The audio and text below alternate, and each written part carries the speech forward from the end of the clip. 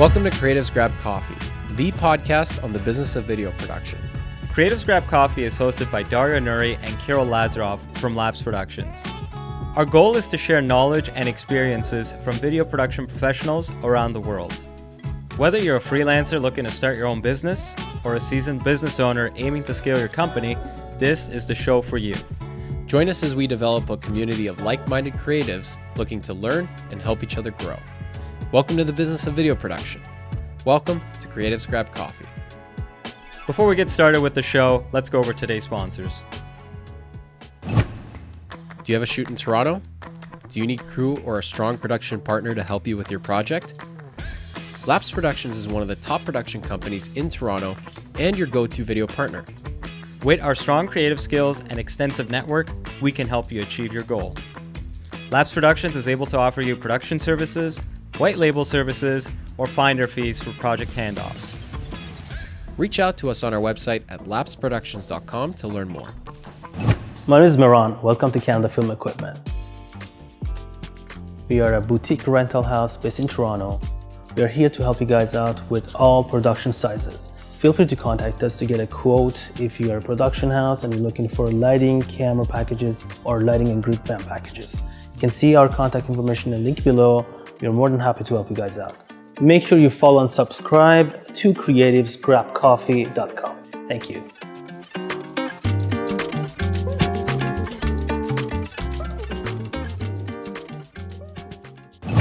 Hey, what's up everybody? I'm Matt. Welcome to Audio Process. We are a boutique audio company doing location sound, sound design, post-sound, ADR, Foley. We service equipment. We do all your audio needs here in Toronto. We got you covered. Come on down, audioprocess.ca. Don't forget to like, follow, subscribe, and all of the other internet things to creativesgrabcoffee.com. They'll be waiting for you. I'll be waiting for you, and we're all gonna have a real good time. And now, let's begin the show. Hey guys, welcome to another episode. Today we got Erik Croswell from Bridge City Media, and they're based out of Portland, Oregon. So Erik, welcome to the show. Thanks so much. Glad to be here. So usually when we start these episodes, we just like to learn a little bit about our guests. So why don't you just tell us a bit about how you started and how you got to where you are today?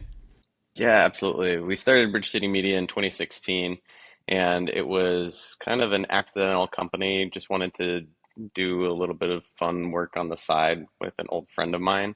We were both working at the same company at the same time, and we decided that we wanted to try out doing some video. At first, we did a number of business videos, a couple wedding videos, some music videos, but then over time, we found that business videos is really what we wanted to focus on. I took over the company about 2 years in and have built it since then. And now we have grown it to have produced a few thousand videos for mostly Portland-based companies. And it's a variety of about videos, promotional videos, commercials, any and all things corporate. And how long have you guys been running? So you 2 years in, you just fully took control, and how old's your company basically? Yeah, we started in 2016. So Okay. A little over 8 years now. Nice. Yeah, you're approaching the 10-year mark. Yeah, definitely excited for that. I think just getting past the 5-year mark is always something that a lot of business owners, worry about, and it's kind of a make or break point. But yeah, it's a lot has grown kind of once we got past the initial stages. So we're doing pretty well now. We're staying busy. We've recently been able to grow into a studio space, bring some more people onto our team, and kind of slowly working from like micro businesses to small businesses to now like small businesses, medium businesses, and large businesses. That was actually one thing I wanted to touch upon with you is that we noticed that you have a studio space that you guys run, but specifically it's showed that you share it with another studio, another production company that you work with. Is that correct? Yeah. It's actually also kind of an accidental blend of things that happened. So we were in the process of wanting to move from our space that we've been in for a couple years, like over on the other side of town, and we're just gonna find a regular office space because we don't typically need a studio space because most of the time we're filming with our clients on site. But I needed to rent out a full studio for a series of informative videos, and I went on Peerspace and I went around to a few different spots to find the right spot for like these videos that we were going to be producing. But I came into this spot just on a Peerspace, and then I talked to the owner, and I was like, you know what, let's get coffee and stuff. And so we talked, and he only does music videos, and we only do corporate videos. And so I kind of made an approach of, you know what, let's just would you be open to just splitting rent? Nice. And we decided like, yeah, let's do that. And like that was actually a better deal than it would have been to pay for those 3 days at the Pier Space. So we decided to start splitting rent of this place, but then over time we've just worked with each other a lot more. And so if they need music video or concerts, we'll be able to fill in and help them. And then we've hired a couple of people from their team on to help us with some corporate content. So we're in some early conversations about having a more formal business merging to come all over to Bridge City Media, but it's something that we're exploring right now. Some good synergy, right? Yeah, yeah, absolutely. And I think that's something that's really cool about Portland is that there's lots of different video companies here, but there's a very significant collaborative energy. So, like, we will frequently refer business over to what would otherwise be considered competition. And a lot of people will work with like the same contractors sometimes. And yeah, I think that everyone has mostly the best interest of everyone else at heart. And we all like to get to know each other and help each other where we can. And I'm guessing since you jumped into that studio partnership, one big benefit must have been also that not as much of a startup cost for you guys in terms of slotting right into the space. Because, I mean, Dario and I have talked about it, and a lot of other production companies we know have talked about getting our own spaces. But the one thing that also is a big deterrent is, of course, the startup costs sometimes to kind of get it set up to a level that you are able to actually use it can be pretty crazy. So was it like, I'm guessing they were already in there for like a while as you kind of joined in, or was it somewhat similarly like they just opened recently type deal? Yeah, they'd been in here for about a year, and like almost all of the build had already happened. So we helped with some like additional improvements over the past few months. But yeah, it was really nice to not have to start from scratch. Like this whole space was like built out with like lots of different grip opportunities and different shutters to like bring in more or less light through the windows, like all the things that you would want to have in a studio space, and like sound panels, things like that. So it significantly helped with making a decision of like, should we get our own space or should we move in here? And the work's kind of already done. And it's really nice because the other company, they only really need to fully have the space to themselves, frankly, about 3 to 4 days a month. And what's nice is they work with music artists, and a lot of, especially like smaller music artists, they're doing their gigs when they get off of work. And so like a lot of their shoots are not going to start until 5. And in the corporate world, like all of our shoots are going to be done by 5. So we've been sharing a space now for about 9 months, and we've had a conflict of interest of like we both wanted one time slot, I think once in the course of 9 months. So it's worked out really well. You've basically given an idea for a lot of production companies who are looking into getting a kind of space that they can potentially look at other partners, other production companies that, like, unfortunately, a lot of companies do need help with rent, especially when business can be slow, and that could be a good way to kind of offset rent. while also building a more collaborative partnership down the road. Obviously, it's different if, like, say, both companies do corporate and both need a lot of the same time slots and timings, but at the same time, it's another option for production companies to kind of think about in the future. So very, very good for you guys to doing that. Yeah. Yeah, absolutely. I think it's definitely something I recommend because I've seen companies like over the past few years, they will be so excited and they'll like get their studio space and they'll have an open house and they'll invite all the other video production companies and creatives to come by. And then a year later, they don't renew their lease because they're like, ah, shit, I couldn't afford it, you know? So, or like it just didn't pan out. I just didn't need a studio space. So, Yeah, having a studio space just for yourself seems like it might be a waste, but if you're also renting it out to other people, because that's what I tend to see is like people that open up their own spaces are kind of navigating more so into the we are a studio space company now. We have equipment we rent out. That's a transition I see happening a lot of the time. yeah. But, and I don't know what it's like in other places, but it's also renting it out hourly or for like day rates, at least in Portland, seems to be pretty saturated.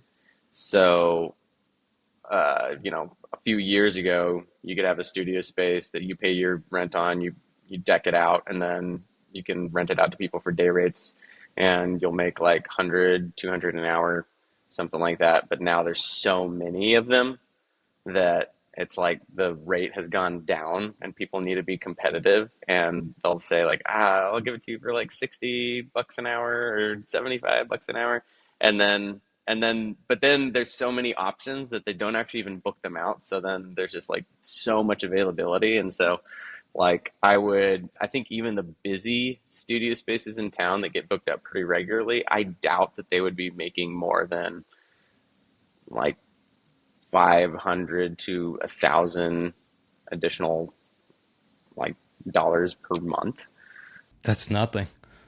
Yeah, exactly. So then, and it's just like, and that's not passive income. You have to like facilitate and you have to clean it up and you have to, there's all these like additional parameters with security and things like that. So I feel like sharing space is just makes a lot more sense, at least for us, because we were about to go down that road. We were about to sign a lease for having our own space. And then when it came to an understanding of, in order to make this work, I need to incorporate a business model that I'm additionally renting this out to people in order to offset some of these costs. Like once I really audited it, I was like, I actually don't think there's a business model here.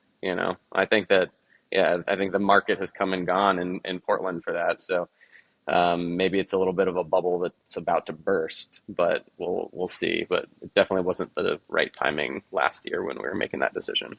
We were thinking of signing Yeah. an office lease back in 2019. We were starting to have conversations about that. And I just think that, man, just imagine if we were going to do that maybe a year before, signed it in 2019. Like, let's say we had a year to think about it, then finally made the decision, started in 2019. What would have happened right after that? We would have Yeah. been Like what screwed. happened? It's like what happened to a lot of other companies who jumped into leases. I knew of a company that jumped into a lease like in February of 2020, right before the pandemic for like 3 years, and their lease was like 8,000 a month, and I'm like, oh my God. Holy shit. Like I felt so bad. I felt so bad because their company got completely decimated as a result. But the one funny analogy I was just thinking of is that essentially finding another production company to go into a studio space, it's like finding a roommate, like the business version of finding a roommate, essentially, which is not too bad. You split the rent, you both get all the amenities, and you host your parties whenever you need. Make sure the other one is not booking one on the same day. And that's it. Yeah. But Yeah. that's probably a good way to go for a lot of companies. I think I've seen a couple of different kind of like almost like buildings or collectives where it's like a production company, colorist, like a post-production house, a colorist as well, like a few different businesses that can kind of help each other, all working within the same kind of space. That is also another model that kind of works, to kind of help offset the cost. Because yeah, like as a single production company, it's very difficult to do that. But when you have other people who have some skin in the game, it's much more doable, right? Yeah. Yeah, absolutely.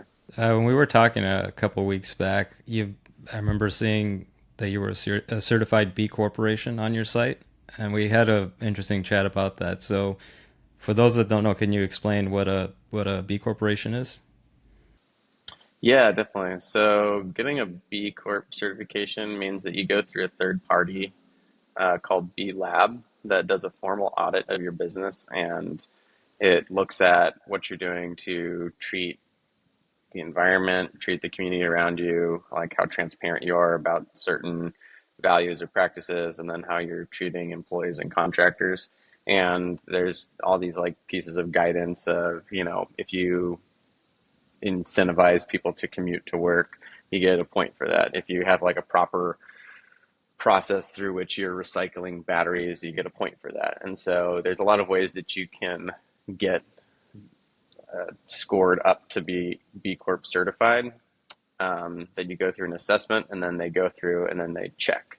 If you're a big company, they might do a site visit where they actually physically come out and they're like, all right, prove it, show us where you're putting the batteries, you know, or they'll ask for your financial records of like, okay, you said that you spent 15% of your costs toward women-owned businesses. Like, show us who exactly you gave the money to, and stuff. So it's a very arduous process. There's a lot of certifications like it, but this one is pretty robust, and it takes a good amount of time. Um, and it was created as a means to have businesses hold each other accountable to try and encourage a movement of business being used as a force for good. And I think that it's grown in progressive cities because of the additional marketing edge that it has with consumers that are a little bit more akin to wanting to vote with their dollars based on the values that they have. So there's a significant issue with greenwashing and woke washing of different things of products and services where people are like, oh, we're a great company, but then they can say one thing in a commercial and then do something completely different, and they're not necessarily held to uh, certain standards unless they're directly engaging in some sort of like puffery with their advertising. But B Corp allows just security with consumers trying to make that choice that, okay, someone else has gone in and they've like actually done their homework and they've really researched that these people are saying what they're saying, or they're doing what they're saying. And in Portland, we have the most amount of B Corps per capita than any other city. That's what prompted me to ask him about that, because a lot of the companies I had on my list, I was checking out their website. I'm like, okay, B Corp here, B Corp there. I'm like, what the hell is this B Corp thing? Yeah, yeah, and the reason it's become so popular is just because it is kind of become, at least locally, a bit of a social club. So, especially B2B service companies that are working with other businesses that are maybe like B Corps themselves or like in the process of doing that, they are incentivized to want to work with other B Corps. And so they will look out at, okay, like let's say I'm a marketing agency and I don't have video production as a service, but I want to start offering like additional add-ons for packages that I'm like serving to my clients. I need to work with another company that maybe is going to be more values aligned, and maybe their marketing is going to fit well with my marketing that I'm reaching out to my clients for. Thus, I'm only going to talk to a B Corp as a potential partner that we're going to bring into this space. And so that's very frequent here. And then that's kind of one edge, but then additionally, another edge is there's this, I think there's just this underlying psychological, presumption that if you treat your company that well, that you're doing all these extra steps to ensure that you're walking this talk, then you're probably going to treat my company well when I hire you and pay you thousands of dollars to perform some sort of service for me. So it's kind of, and it's kind of in the same line of like, if you hire for an SEO company, they should have good SEO, you know, or if like a video production company, then it's just like, and they're making their own content, it's like, well, that should look good. So if you're hiring for a company that is trying to spread some sort of message about the values that their company has and why you should choose them as a product or service above something else, then it adds a little bit more confidence that they have a B Corp certification, because it's like, okay, these people are dedicated to doing that to them for themselves. Thus, they're probably going to help me out in the same way. It's like it's essentially like an external vetting process, because like one thing a lot of companies have to do when they're looking for vendors or partners or anything like that, they have to go through a whole vetting process. They have to look through them, they have to talk to them, they have to look through references, and that stuff can take quite a long time. And this certification could be a great way to kind of expedite and save a little bit of that time for a lot of organizations, because then it's like someone else has technically already done a lot of the vetting for them, right? Where it's like anyone who's a certified B Corporation now, they've already gone through a whole vetting process, so they should be trustworthy. They should be responsible as businesses. So I will be more inclined to reach out to them, and then it's just the vetting process is going to be a lot less for me. You know, it's just like, do I just mesh well with them? I know that they're already taken care of in other aspects. So I guess that's one of the big benefits from having that now, right? And do you see that more like mostly in Portland, or is this something that's a little bit more broader in the US? Or is it unique to Portland? I mean, it's very concentrated here. I would say that if you ask other business owners in Portland if they know what a B Corp is, I would say probably about, you know, as long as they've like been running a business for a little while, I'd say like 50 to 75% they could tell you exactly what it is. But it still hasn't really penetrated much in consumer markets. I think if you ask like regular consumers in Portland, like, hey, do you know what a B Corp is? I don't know, 5% is going to tell you, because they may or may not have gone to a grocery store and may or may not have noticed a symbol and been like, oh, wait, what is this? And stuff like that. So, Maybe if they go to the organic ones, they'll see it. The organic ones, the very expensive grocery chains. well, that's more than half of them in Portland. So, Oh my but God. yeah.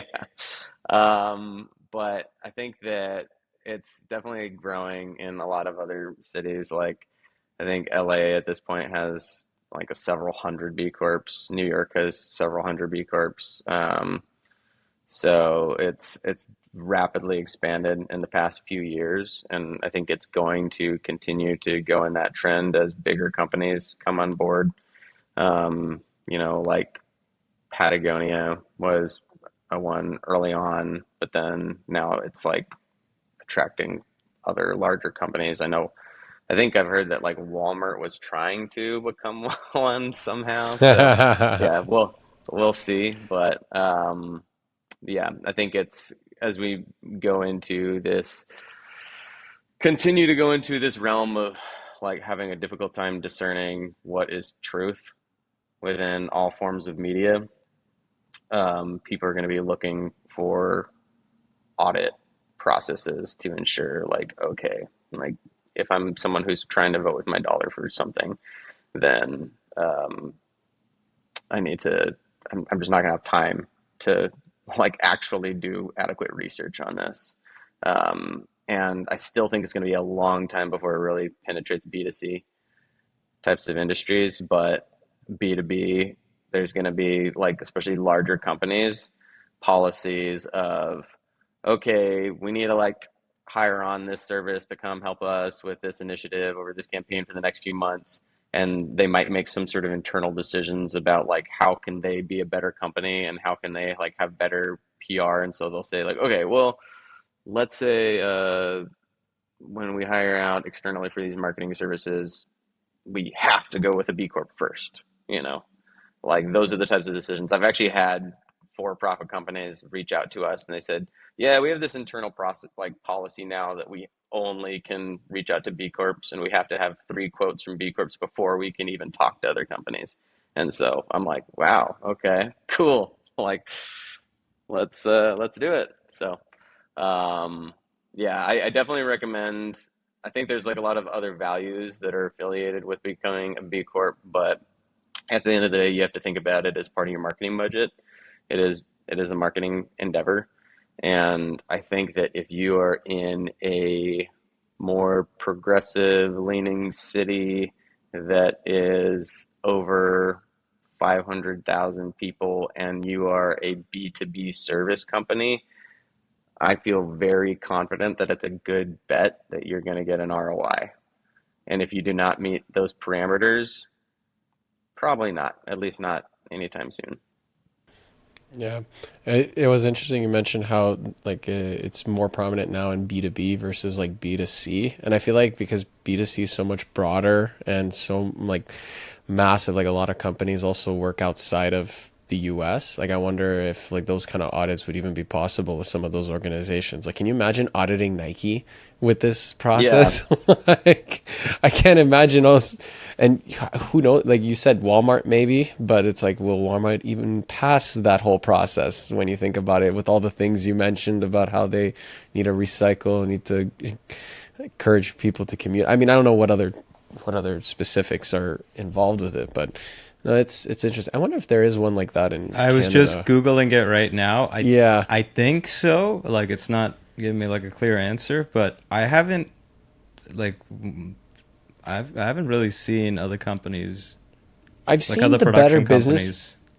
No, Better Business is a bet. That's something completely different. I know, I know. That's I'm probably just the curious most as to. useless like thing you could do is the BBB. It has like no impact Yes. whatsoever on anything. I Yeah, I've always agree. wondered. Yeah.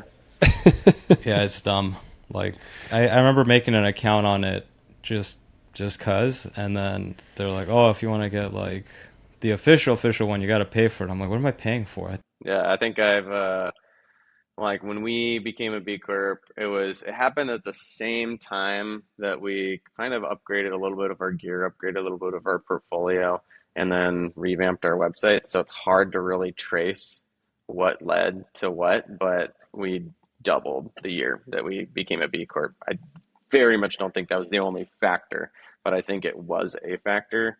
And I have, since we became a B Corp, I've had at least a dozen people explicitly express to us that one of the reasons they wanted to reach out to us was because we were, which yeah, I'm very interested in because like I have, like, I really appreciate all the values myself, but like I wouldn't personally do that, you know.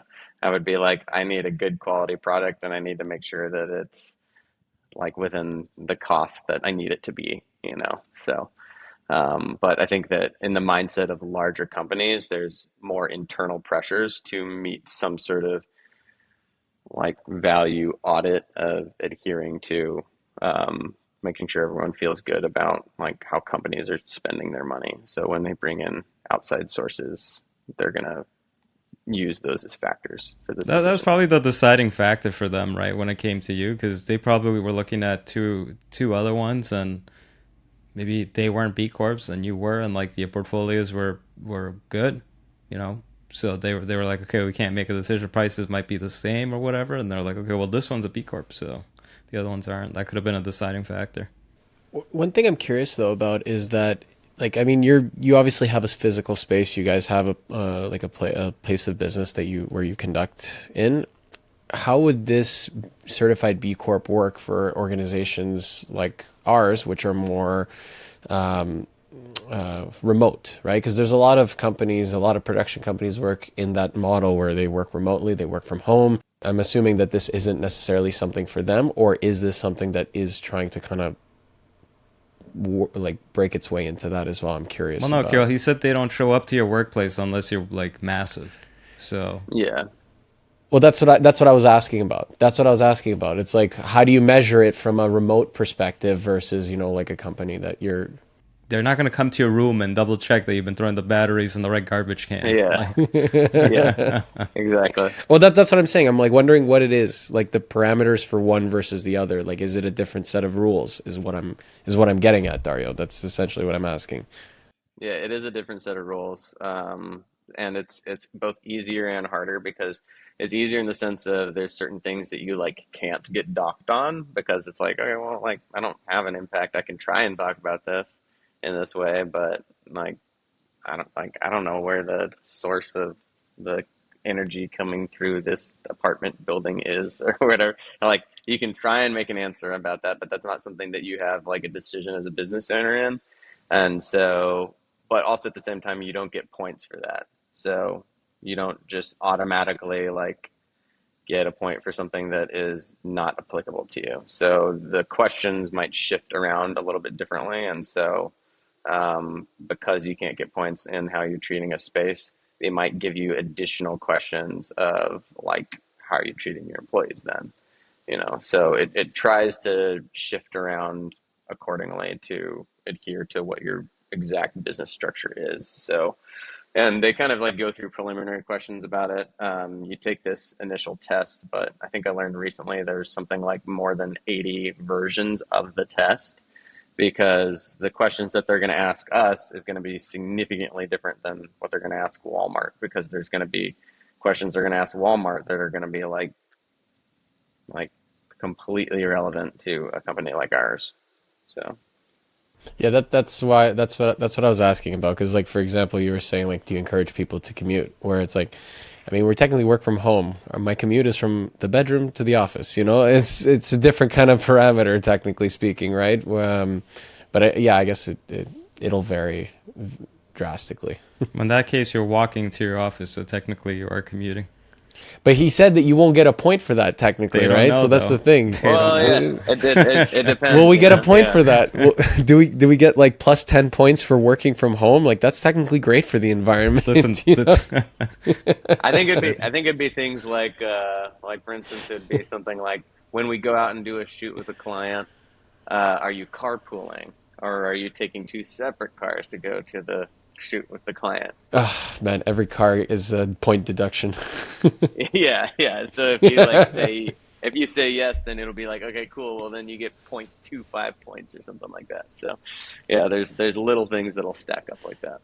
I think the tough thing is like when I first did it, I was kind of because like, we'd done something before that was similar, and I was like, okay, cool, yeah, no, yeah, we got it. But then when they came to actually audit, and I had something like 7 or 8 meetings with them to go through, and they asked for so many documents, and I was like, wow, like this is actually like pretty tough. And there's like a lot of things that I just said yes. I'm like, yeah, I don't know, that works for us. And they're like, no, and they just took it off. They're like, nah, nice try, and Oh, stuff. really? So I was like, Wow, wow, they're all right. strict. Have you seen those videos where people do like job interviews and they'll have like ChatGPT open and it'll be recording what the question is and then it'll like create the I've answer Oh, and seen wow. that. Yeah, the it's person starts wild. reading the answer and the interviewer's like, oh yeah, that's really good. Like you tell they're like very impressed and everything. That Yeah. yeah, I guess it depends on what it is. But yeah, I've seen those. Should do that. I don't think it'll work like that because what Eric is saying is like you have to provide all these like different documents, like your financial statements. You were saying like what other type of documents would they be asking for aside from like financial statements? Emails? I mean, yeah, it is. Yeah, it's private, Yeah, they you need can't to show look that. at every email, every password. They're not kidding. That's what I was like. Credit card Starting to wonder. Yeah, no, it is. It is mostly like financial, or they'll like want to if you have like agreements with independent contractors, they might actually like show us that agreement, you know, and like what are expectations for like how you communicate certain aspects of like there's you can get a point for if you hire on an independent contractor and you are transparent with them about how much the total project cost that you're working on is. So then you're not Really? like, yeah, it's very robust, and you have to like prove Oh that wow. you share that with people, which is pretty interesting. So then it'll be like, all right, like we worked on a $10,000 project, but then we paid everyone who worked on it minimum wage. You know, it's just like, yeah, you're not going to get like great points for that. But then additionally, they're going to ask like, do the people who got the minimum wage, do they know that it was $10,000? You know, so then like they'll kind of like audit that. It's an odd thing to require. It's an odd thing to require. It's a little too private. Yeah, no. It's a little bit interesting how they're kind of like trying to force like everything to be like, here's my entire business model Yeah. that you like, here are our financials, here are our statements. It's almost like, here's my skirt, let me lift it up for you, do I get a point for that? Like essentially that's what it's almost sounding like. Yeah. No, I mean, essentially it is. Yeah. But I guess once you get the certification, like you just renew it every year, right? That's 3 it. You don't years. have... Well, you Oh, renew every it three. every year, Okay. but then every 3 years they come back and they ask you to lift your skirt again. Oh my God. Oh Okay. my Wow. God. It's not a one-time thing there, because I was just thinking to I myself, thought it as was you like, grow a that was like a business, driver's license. You know, you get it once and that's it. You just renew it every 5 years. Like, Yeah, it's just kind of like, all right, let's see what you swept under the rug this time, So it's like, no, you put the toxic waste in there, okay, you're losing the cert, and stuff. So yeah, it's you threw the AA batteries from the from the from the lab into the trash. Ah, that's it. It's over. yeah, it's over. yeah, exactly. So how many points do you need to pass necessarily? Is it like out of 100, or is it like 30 out of Yeah, you 40? need I believe it's 80. You need 80, and you can kind of like get those from a bunch of different places. So, but you can It's also wild. like you can kind of almost do nothing, like barely anything more environmentally focused, and you can be like amazing to your employees and you'll pass. So Oh, you okay. can kind of choose Okay. things from different categories. It's not I like, treat Kyrill very well, so I think we'll pass. yeah.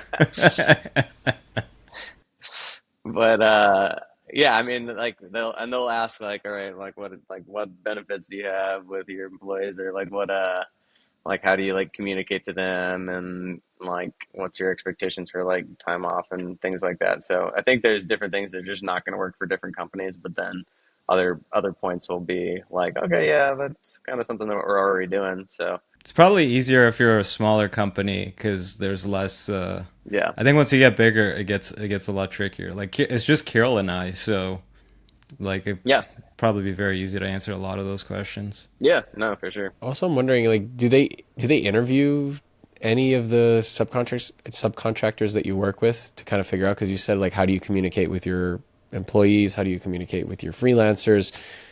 Is that like an aspect of it as well, or like where they interview people, or no? Yeah, they do. No, they do. I believe we had, when we first went through, we had one contractor that they talked to, and then they talked to one of our clients as well. So, yeah, that's, yeah, and that's the thing. It's just like there's so many things that are like it, but this one is like they're actually gonna look, you know. It's legit. That's how you know it's legit because they actually check. They're really looking up the skirt. Yeah, they're really, yeah, they're shining the flashlight. Let's move on to something else. We were just talking about teams. So, how big is your team? Yeah, we have a mix of employees and contractors. So we have 2 employees other than myself, and then we have a group of regular contractors that we work with. Now, contractors or freelancers, or like are they the same for you? It's I mean, we use the term contractor, but Okay. yeah, we have a variety of people that will pull on kind of out of the blue. It'll be like a project here and there, but then we have some independent contractors that we will work with typically every single week, So, but they're balancing other projects too. And they like being contractors in the sense that they have that flexibility. So it's kind of like we do this corporate work, and then, it'll be consistent. It'll be like, okay, like do this edit, do these 2 shoots this week, and the work keeps flowing through. But then every couple months they'll be like, oh, actually there's this big documentary that I want to work on for 3 weeks, so I'm going to go do that because that's like something I really want to focus on. And then the documentary ends, they don't get another opportunity like that for another year. And so they want to continue to do this work as like filler type of content. Okay. So, who are the two? You said you had 2 employees then, right? Yeah.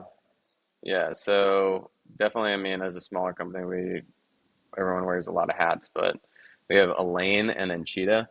Elaine is content manager, and so they'll do like editing and animation and a little bit of project management, a little bit of production assistance, a little bit of assistant directing, kind of some just like additional filling of roles, but mostly centered on editing and animation. And then Anchita is like 95% editing. So she's just going to be editing almost everything that we're doing. And she's just constantly like going like one project to the next, to the next, to the next. But then if it makes sense, like, and I want her to be a little bit more involved and understand a project, I'll be like, hey, actually come to like the last day of filming and let's have you be a production assistant on this. Or if it's like a smaller project, then I'll be like, yeah, actually just come help me direct this. And then we'll just, you'll walk with the footage immediately afterward and we can give it to them in the next couple of days. So I try to fill in people like that. And so we're going to be really, really integrated as a team of employees. And then I have I kind of have like four videographers that I'll pass back and forth between. They'll range from being like a secondary cam op to being a DP, depending on the project. And then I've got a social media coordinator, and they'll help with some sales. So I'll have them go out to networking events and things like that. And that's a freelance role that they're networking for you. Yeah, that, and it is pretty freelance. I think the only general like consistent expectation I have is we'll meet once a month, and then I'll just say, "Hey, let's fill out the social media calendar. Like, show me what you're gonna post here," and then I'll give feedback on it. I'm like, "Yep, that looks good." And then as far as the networking goes, essentially like they get a hourly rate, but then they'll get a commission on top of any sales that they connect with. And so they'll say, I want to go to these 5 events this month. And I'll say, don't go to these two because that doesn't really make sense, but go ahead and go to these three. And so they'll go out to that event and then they'll try and like follow up and push on some sales. And then if they get it, they get an extra commission. But it's like on her own time and she kind of makes her own schedule and fills it in with other things that she's doing. How successful is she usually in at least like landing you the lead? Good. Yeah, she's doing really well. She's got a pretty robust background in like high-end fashion sales, which I didn't necessarily think was going to translate well, but it does. And so there's especially like in our community, it's kind of an expectation that will show up at like some spaces. It's not, you can't really get much out of sales with in-person networking and things like that if you just show up to an event one time, hand out some business cards and say, please call me, and then leave and never talk to anyone again. So like going to a space consistently and then like getting to know people and just being like a nice, genuine, cool person. People have just really liked her and they're like, okay, I just want to help you out, like, let me introduce you to this person. And I think that they need a video and stuff, or something that we really frequently find with going to networking events is we'll just frequently come into these conversations of, oh, actually, I think we've been looking for a video. It's like those people who are not in the active stages of looking to hire on, but they'll be like, oh, you know what? Like we've kind of been thinking about this for a while, and I really like you, and you got great energy. So yeah, maybe we can like talk about this next week and stuff. So it's been fruitful. It's been working out really well. So you hired her with the intention of hiring a salesperson, or was it just an additional thing that you're like, oh, she also does sales. Can you do some sales for me? Yeah, I mean, it's kind of like we need the social media, like, but very passively. It's not something that we need to be super active with. I don't really generate a lot of sales through social media, but but with the sales, it's kind of like if it leads to a contract we just would not have had otherwise, and it's like a low hourly impact as far as like how much time it took to land that sale, and then I just pay out a commission, then it's super worth it to me because it's like pure ROI. So it's kind of like I don't need her to work a specific amount of time with anything, but if she is working and she is going to be putting in the time to try and find us new clients, then it's directly affiliated with new income coming through. So like I'm definitely open to it because 90+% of our business comes through Google, but there's just this extra little bit that you're only really going to meet certain people in person, and otherwise they're just not going to take the time to like just have off hours at the office and be like, I don't know, what else can we do? I'm just going to start like Googling around like ideas for things. I think there's this additional human touch where you can meet someone and you can tell them what you do and tell them like how you're good at it and why you'd be a good fit for them, and then just get them really stoked and then setting up meetings with them to explore that. I have a question then. If she's been able to get you like a good amount of work and it's been consistent and she's handling all your social media aspect, why keep her on a freelance kind of like a relationship? Why not bring her in full time? Like it sounds like if she comes in full time, like she'll be unleashed. She'll do quite a bit for you. Or is it kind of been like like financially? Because it's networking sale. Like because if you're just going to networking events, it's different from doing something like direct sales. Maybe that's why. Yeah, totally. It's kind of like I have no success from cold outreach. Like doesn't work. Have you tried it? You must have tried it, right? Oh yeah, I've tried it for like a variety of iterations. I do not think it works now. I think it worked really well for us maybe 3 years ago, but it's different now. Like I will wake up in the morning personally and and I'll look at my email and I'll be like, okay, yeah, I have like 30 emails from random crap that people just like reach out and be like, oh, if you talk to us, we'll like generate 2x. Oh, those ones. Yeah. I get a lot of those. Yeah. Yeah, or just people who are like, oh, yeah, you can outsource editing to us, or oh, stuff like that. Um, so I don't personally believe that there is a good cold outreach strategy, and we've tried like Google and LinkedIn, and I'll kind of revisit it every year or so. But I think this last round, we've done a pretty robust cold outreach campaign on both email and LinkedIn. Probably sent out 500 to 600 or so inquiries, and nothing came of it. And it took a while to like find the right email, write good copy that we know that we'd tested in the past that did work for us, but it didn't work this time. And so my theory is that it's just because it's that type of outreach has just gotten so saturated and so messed up because of AI. It's just like 10x for everyone now. But yeah, when it comes to like networking events, it's kind of, as I said, like we will meet up once a month and she'll say, hey, I got these 5 events I want to go to. And then I'll tell her to go to 3 of the 5.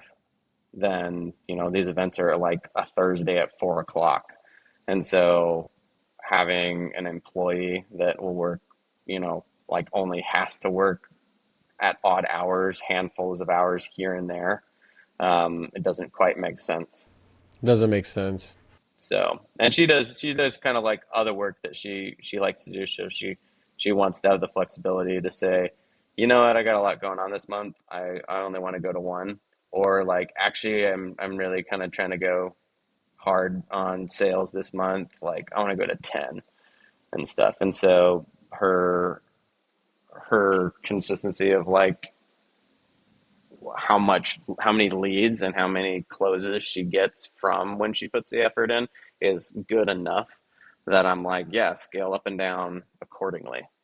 But it's also not something that we require of being able to stay afloat. So like I think if she didn't do any of the work that she did, we'd be fine, because we do get pretty consistent work that comes through Google.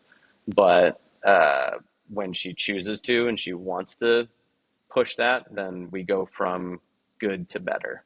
So Well, how much do you give her in commission? 10% or less or more? depends on how she, if it's like purely sourced through like her own genuine connections, then we'll do 15. Oh, okay. That's pretty high. Yeah, yeah, and it's, sometimes because like she did that where she had just like a very personal friend that had his own business, and he was like opening up like a cider um tap house kind of like tasting room. And so she's like, "Hey, yeah, like we're gonna do this," and she pushed that relationship that she had already had before. So I'm like, okay, yeah, that would have come nowhere close to being closed. Like he wasn't even interested or looking at a video. So so we're before she pushed that. So it's like, okay, yeah, let's do 15% for that. If it's like she's going out to a networking event and just talking with people that was already pre-established, then it'd be 10%. Yeah, that's Or if standard. she is, yeah, or if she is like just helping me tip the scale to something that we pseudo already sourced, then it'll be 5%. So that's kind of like the sliding scale that we've decided upon. And there's a cap. So if it's like, I don't remember off the top of my head exactly what it is, but I think it's something like a 2K cap per project or something like that. So yeah. So if we sell like $100,000 project, then it doesn't, she's not going to get $15,000 for that. But but if it's like something that is, because the cost of producing something like that is going to be so much higher that like that chunk is going to be like really difficult Gone. to, yeah, exactly. So And it's on the first project, right? Like, or do you do it like it's only like the first one that she brings in, right? And then if you've built a relationship with the client, does she continue to get a percentage, or is that kind of like handed off? yeah, it diminishes depending on where it came from. So like for instance, the cider one, when we do our next one, she'll get 5%. And then if we do a third one, she Oh, doesn't. okay. So like there Okay. is like Interesting. a bit of it, because that was like a long-standing relationship she had prior. So that's something that it's like, okay, like we really appreciate you, like, you know, have like bringing that on. So I want to have you continue to feel like really incentivized to look for those opportunities, because that's going to pan out the best for you. And of course, like that just makes the sale so much easier if you already have that personal relationship and stuff. So yeah, it kind of leaves a bad taste in someone else's mouth. Like for instance, like if it's like, okay, let's do the first project and it's like 5K. And then I was like, okay, cool, I'll give you like 15%. Okay, the second project is 20K and you get nothing. Then it's like, oh, well, shit, So What do you do for the networking ones? it's same thing. It's like 10%. And then 5% for the second one? No, not for the second one. Yeah. So only for like the close relationship ones, it's the second project they get something. Yeah, yeah, exactly. And she also like for the networking events, sometimes it costs money to go to these. It'll be like, all right, like $40 ticket or something like that. And so we'll cover that. And then I'll give her a little bit of hourly on top of it. So, because I do want her to go. And even if we don't necessarily immediately land a sale from something, like it's good to have this consistent person out in the community that's like, hey, we're Bridge City Media, we're Bridge City Media, we're Bridge City Media. And then like now I'll go to networking events and I'll talk to someone like every now and then I'll go to one and they'll be like, oh yeah, totally. Like I think I talked to someone from your team before and she was so great. And then it just helps my conversation like so much more than it just feeling like a totally cold connection. Yeah, it's good to get yourself embedded in some of these organizations, or like marketing communities, even sometimes like that, where they have events consistently, and then you go there, you get to know the people, and then even though there might not be something that yields a result right away, over time you build enough of a relationship where they know you as like the video guy, someone that they can come to and help. And then eventually when a potential big project can come through, then you can come in and work with them on it. So it's a long game. Events and networking, that's a long game type thing. And the one good thing about doing that as well is that it also helps grow like the personal brand as well within it. Like people get to know you more within these organizations, and they can help recommend you. So it's not so much sometimes the company that they're going to be recommending, they're recommending you. So that's why it really works for you in that sense. You've invested in a person who builds those networks within these events, and because of that, they get to know you through her, right? So in business, you have to find a good balance of everything. Google can only get you so far. Sometimes people just need to see a face that they like, So Yeah, yeah, definitely. Yeah, and like we're having like a meeting later today with like a very major local book bookstore chain that she like just met at a networking event. I was like, wait, what? You met the CEO at that? Like, why was the CEO at that? And so, but it's just like, I never would have gotten in touch with the CEO of this company just randomly online. So like they just never would have like talked to us and stuff. So, that just cuts through because now we're gonna have this conversation. We're gonna say like, hey, yeah, like let's do this for you in this way, and we're not gonna wait until they get to a step where they say, actually, we need video. Let's like go to Google. Let's get 5 quotes. Let's see what people charge for things and things like that. They're not gonna go through the shopping phase. They're just gonna go through this step with us of like, yeah, we like this relationship. We like you. Let's see if we can find value immediately, and we're not going to look for competitors. out of curiosity also, what are these specific networking events that you have found a lot of success in? Is it like marketing organizations, advertising organizations, or like, is there anything specific that you look for in these events? Yeah, there's tons of different like types of like flavors of events. There's like B Corp networking events that we've gone to, and then things that are similar to that in nature. There's like marketing events, or it's like marketing company meetups. Um, like she will go to like emerging women professionals kinds of events. And so, like, that's a space that I wouldn't be able to go to. So there's like little things like that, which is pretty cool. And then there's like very standard business, like, all right, just entrepreneur meetups, or we'll try to go to like tech company meetups. So we'll be like, oh, we're like a tech company, and then now suddenly we're like talking to the VP of marketing of like a 200-person company or something like that. We're not just talking to someone who started their cafe like a few months ago. So yeah, there's a variety of like really good spaces for it, and a lot of the time we don't necessarily immediately just make some sort of sale. We show up and say, hey, here's a card. Oh, I need a video. Let's hire you and stuff. It's more so, oh, I really really like you, and I'm friends with like someone high up at this other company. Let me make an introduction. Just because like I want to help you out because like we had a good conversation and I feel uncomfortable about not giving you something now. So let me like make an introduction because it feels like a nice way to continue a relationship. So that's something that works out pretty well. Yeah, the key is to help connect people and try to help them first before looking for them to help you. That's what I found is the best way to kind of like get it started within these when you're networking, but sometimes it's difficult. And I've found these other organizations that are very like focused on networking and like building relationships between companies, but to be part of those specific groups, they have like mandatory like recommendations as well that you have to have, which I was like, this is like to have it mandatory on a weekly basis. It's like there's only so many accountants I can recommend to certain people as well, right?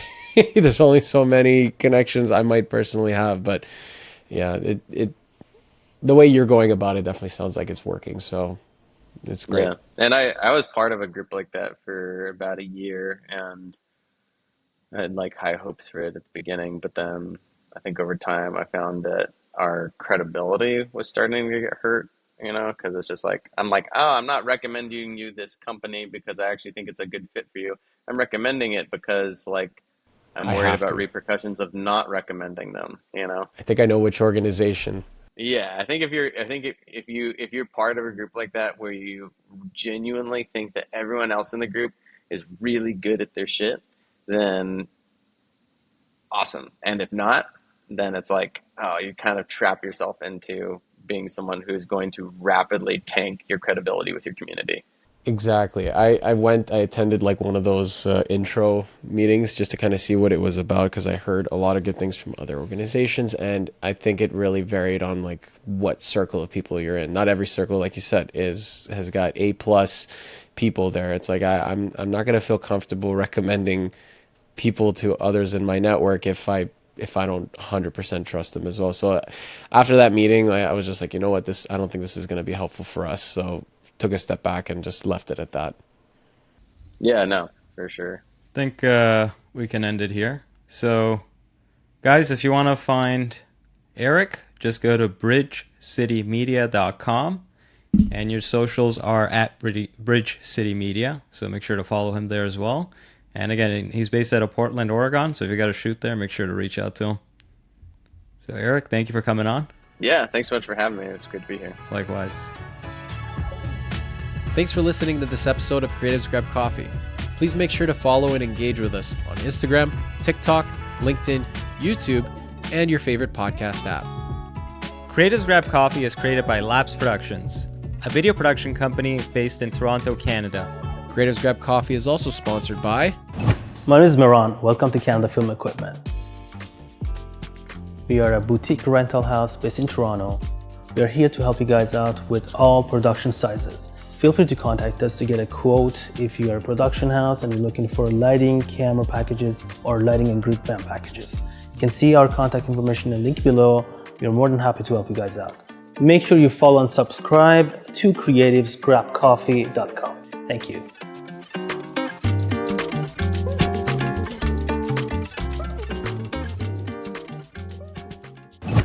Hey, what's up, everybody? I'm Matt. Welcome to Audio Process. We are a boutique audio company doing location sound, sound design, post-sound, ADR, Foley. We service equipment. We do all your audio needs here in Toronto. We got you covered. Come on down, audioprocess.ca. Don't forget to like, follow, subscribe, and all of the other internet things to creativesgrabcoffee.com. They'll be waiting for you. I'll be waiting for you, and we're all going to have a real good time. Thanks for listening, and we'll see you on the next one.